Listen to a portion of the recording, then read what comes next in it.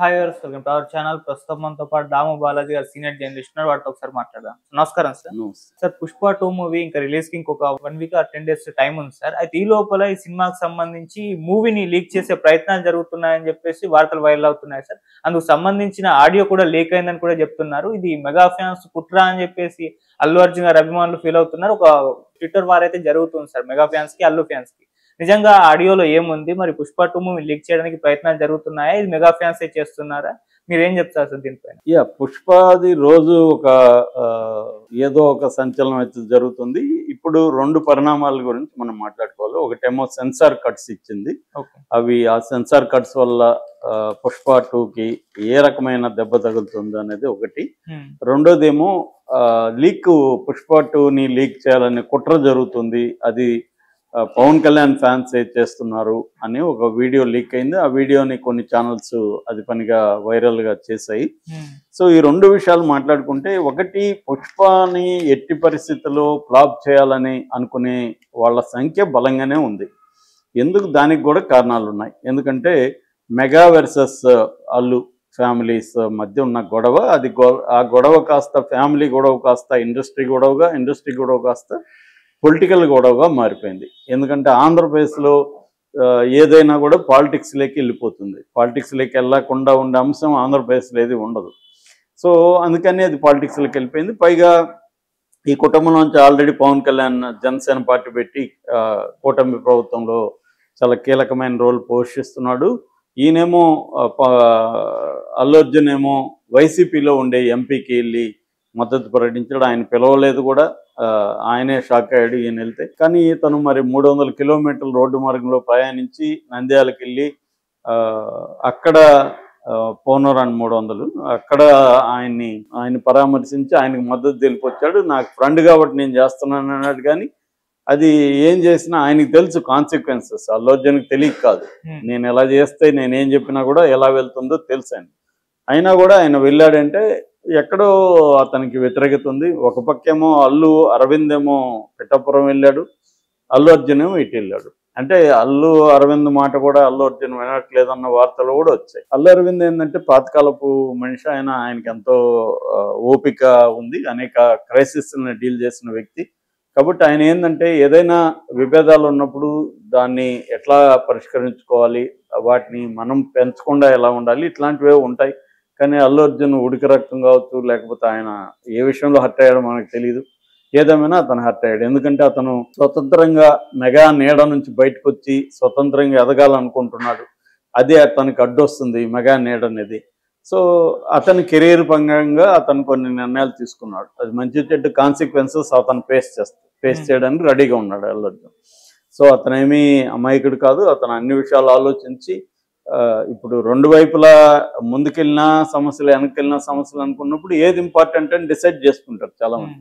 Mega నీడలో ఉండాలా, mega నీడ నుంచి బయటికి వెళ్ళి వచ్చే సమస్యలను ఫేస్ చేసుకుని ముందుకెళ్ళాలా. సో అల్లు అర్జున్ అలా అది డిసైడ్ అయ్యాడు. మెగా నీడలో మనం ఎందుకు ఉండాలి, ఎంతసేపు వీళ్ళకి సరెండర్ అయ్యి సెకండ్ ఫీల్డ్ లాగా మనం ఎందుకు ఉండాలి, వాళ్ళు వస్తానే ఉన్నారు హీరోలు చాలామంది మెగా ఫ్యామిలీ నుంచి, దానికి మనం ఎందుకు సరెండర్ అవ్వాలి, ఆ గుంపులో మనం ఎందుకు ఉండాలి, మనం ఇండిపెండెంట్గా ఉండాలి అనేది అతను అనుకున్నాడు. దానికి తగినట్టుగా అతను చేసుకున్నాడు. అతనికి ఏమి రాజకీయాల ఇంట్రెస్ట్ లేదు. కాకపోతే ఎక్కడో మరి అతను స్ట్రాటజిక్గానే వెళ్ళాడు. దాని నుంచి ఏమైంది, వీళ్ళిద్దరం అది గొడవలు స్టార్ట్ అయినాయి. అక్కడ నుంచి ఇప్పుడు దాని ఎఫెక్ట్ పుష్ప మీద పడుతుంది. ఆల్రెడీ పవన్ కళ్యాణ్ పుష్పకి నెగిటివ్గా ఒక స్టేట్మెంట్ ఇచ్చాడు. ఒకప్పుడు రాజ్ కుమార్ అడవిని కాపాడే హీరో పాత్ర చేస్తే ఇవాళ అడవిని ధ్వంసం చేసే స్మగ్లర్ పాత్ర చేస్తున్నారు అని అది డైరెక్ట్గా అల్లు అర్జున్కే తగిలింది. సో ఈ కాంటెక్స్లో ఇప్పుడు ఏంటంటే, అక్కడ పవన్ కళ్యాణ్ అనుకుంటే ఆంధ్రప్రదేశ్లో టికెట్ రేట్ పెంచుకోవడానికి కానీ, ప్రత్యేక స్పెషల్ షోలు వేసుకోవడానికి కానీ ఇబ్బంది పెట్టచ్చు. కానీ చంద్రబాబు ఇబ్బంది పెట్టకపోవచ్చు అనేది కూడా అంటున్నారు. కానీ పవన్ కళ్యాణ్ పట్టుబడితే చంద్రబాబు ఇట్లాంటి విషయాల్లో కొంత ఫ్లెక్సిబుల్గా సరేలే అనుకోవచ్చు. ఎందుకంటే చంద్రబాబుకి ఇట్లాంటి విషయాల్లో పవన్ కళ్యాణ్ని గట్టిగా ప్రెజర్ చేసేంత ఇంట్రెస్ట్ అయితే ఉండదు.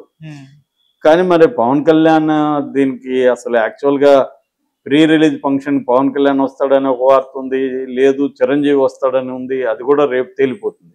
ఎందుకంటే ఈరోజు ముంబైలో ప్రెస్ మీట్ ఉంది మ్యారియట్ హోటల్లో.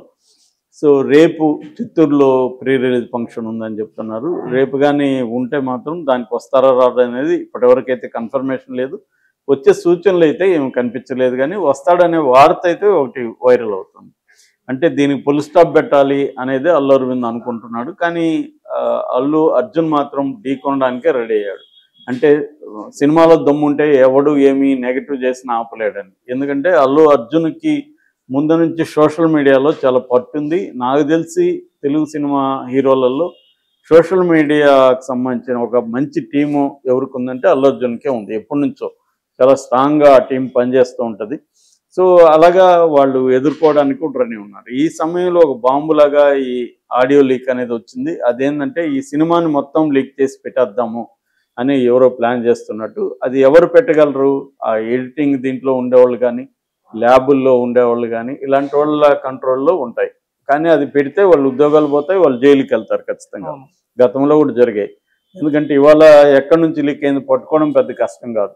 దీంట్లో వాళ్ళు ఏం చెప్పారంటే విపిఎన్ వేసుకుంటే వర్చువల్ ప్రైవేట్ నెట్వర్క్ అని ఉంటుంది. వర్చువల్ ప్రైవేట్ నెట్వర్క్ వేసుకుంటే ఐపీ అడ్రస్ అనేది ఏ రష్యాకో సింగపూర్కో మనం షిఫ్ట్ చేసుకోవచ్చు. అది వాళ్ళు అందరూ వాడతారు.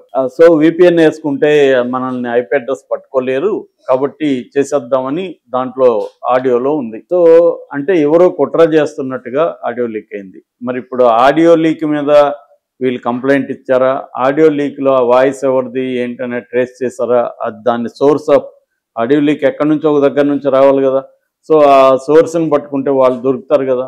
అంటే వాళ్ళకి తెలియని విషయం అంటే విపిఎన్ చేయించాము, కానీ వాళ్ళు ఫోన్లలో టచ్లో ఉంటారు కదా. ఎక్కడో చోట వాళ్ళు దొరకకుండా పోరు.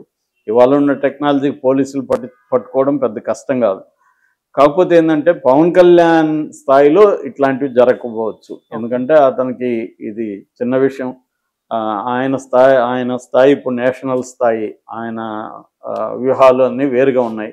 అలాంటిది ఈ మైనర్ చిన్న విషయాన్ని పుష్ప రిలీజ్ హిట్ అయితే ఏంటి, ఆయనకు పెద్ద నష్టం ఏం జరుగుతుంది? ఎప్పటికైనా ఫ్యామిలీ సమస్యలన్నీ పర్మనెంట్గా ఉండవు, కలుస్తారు. ఎందుకంటే వాళ్ళది అంత టైట్ నెట్ ఫ్యామిలీస్ రెండు కూడా. కాబట్టి ఇది టెంపరీ ఇష్యూ తప్ప ఇదేదో లాంగ్ టర్మ్. ఎందుకంటే అల్లు అర్జున్కి పొలిటికల్ ఇంట్రెస్ట్ ఏం లేదు, పవన్ కళ్యాణ్కి సినిమా ఇంట్రెస్ట్ ఏం లేదు. పవన్ కళ్యాణ్ ఇప్పుడేదో ఆయన పాన్ ఇండియా సినిమాలో ఇంకా ఆయనకి ఉన్న సినిమాలే కంప్లీట్ చేయలేక పవన్ కళ్యాణ్ ఇబ్బందుల్లో ఉంటాడు. కాబట్టి తనకి పొలిటికల్ కెరీర్ ఇంపార్టెంట్. కాబట్టి ఆ రకంగా ఇది పెద్ద విషయం కాకపోవచ్చు. పుష్ప 2కి ఇది పెద్ద దెబ్బ అయితే కాకపోవచ్చు, కానీ లీక్ అయితే మాత్రం దెబ్బ అవుతుంది. ఎందుకంటే లీక్ అయితే అవన్నీ పెట్టేసి దీంట్లో ఏమి లేదురా అని నెగిటివ్ టాక్ స్ప్రెడ్ చేసేదానికి ఉంటుంది. సో ఇక రెండో అంశము సెన్సార్ కట్స్. ఆల్రెడీ నేను చెప్పాను, యూఏ ఇచ్చారు. యూ అంటే అన్రెస్ట్రిక్టెడ్, యూఏ అంటే అన్రెస్ట్రిక్టెడ్. పిల్లల్ని 12 ఏళ్ల లోప పిల్లలకి పేరెంటల్ గైడెన్స్ ఉండాలి. మూడవదేమో ఏ అంటే అడల్ట్స్, నాలుగోదేమో ఎస్ అంటే స్పెషల్. ఈ 4 రకాల సర్టిఫికేట్స్ సెన్సార్ బోర్డు జారీ చేస్తుంటుంది. దీనికి ఏ చేసింది అయితే కట్స్ మాత్రం ఒక 5 కట్స్ ఇచ్చింది. 5 కట్స్లో 2 బూతు పదాలు ఉన్నాయి. ఒకటేమో రండి అనే పదం, దాని బదులు లపక్ అనే పదం వాడారు వీళ్ళు, దాన్ని ఓకే చేసింది. ఇంకోటేమో అది మనం చెప్పలేం, ఆ పదం వాడారు, దాన్ని తీసేయమని చెప్పారు, అక్కడ మ్యూట్ చేయమని చెప్పారు. అది 2 బూతులు, 2 కట్స్. ఇక మూడో కట్టు వెంకటేశ్వరుడు అనే పదం వాడారు. వెంకటేశ్వరుడు వద్దు, భగవంతుడు అని వాడండి. అంటే ప్రత్యేకంగా వెంకటేశ్వరుడు, ఆల్రెడీ తిరుమల గొడవలు రకరకాలు ఉన్నాయి, మళ్ళీ ఇదేమన్నా వివాదం అవుతుందని వెంకటేశ్వరుడు అనేది వాడద్దండి. భగవంతుడు అంటే జనరలైజ్గా ఉంటుంది కాబట్టి అది వాడుకోవచ్చు అని చెప్పారు. అది మారింది.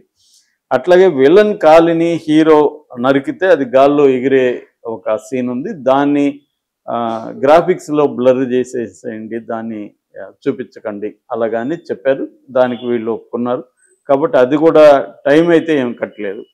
ఇక 4వది మాత్రం వంగిన అంటే నరికిన చేతిని హీరో పట్టుకునే ఇది ఉంది, దాన్ని తీసేయమని చెప్పారు. దానికి వీళ్ళు ఏం చెప్పారంటే ఒక జూమ్ వేస్తాము, జూమ్ వేసి కట్ అయ్యింది చూపించకుండా, పట్టుకోవడం అంటే చెయ్యి మాత్రం పట్టుకున్నట్టుగా జూమ్ వేసేస్తాము, కట్టు చెయ్యి అనేది కనబడదు అనేది వీళ్ళు చెప్పారు. దానికి సెన్సార్ ఒప్పుకున్నది. ఓవరాల్గా పెద్ద నిడివైతే ఏమీ కట్ కాలేదు. ఈ 5 కట్స్ మాత్రం ఉన్నాయి. మొత్తంగా ఇది 3 గంటల 20 నిమిషాల 38 సెకండ్లు ఫైనల్ లెంగ్త్ అయితే వచ్చింది. అంటే సెన్సార్ వల్ల పుష్ప 2కి పెద్ద ఇబ్బందులు ఏమి లేవు. ఇది వెరీ వెరీ మైనర్ కట్స్. మామూలుగా అయితే చిన్న సినిమాలకి 30-40